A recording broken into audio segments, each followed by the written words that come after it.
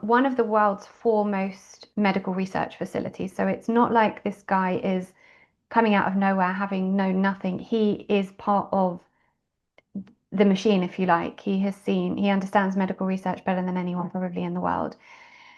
And he himself wrote this book called Deadly Medicine and Organized Crime. And within it, he explains the corruption of the medical industry from a very factual perspective.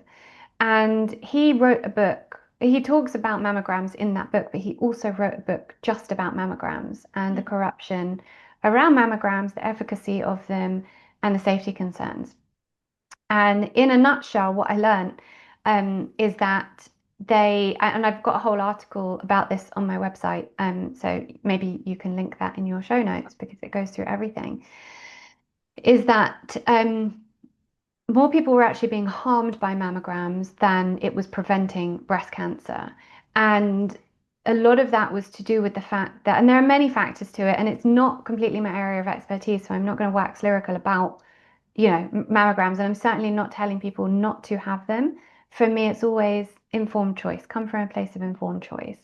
But when the compression happens in the mammogram, if there are any dormant cancer cells, they can proliferate.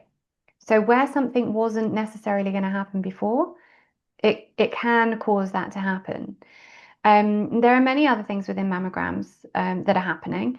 And so for me, it was, okay, well, if this is the case, there are far healthier ways to make sure that I am prioritizing breast health, which, by the way, I think all women should do. I'm not saying we shouldn't focus on that. We need to focus on that.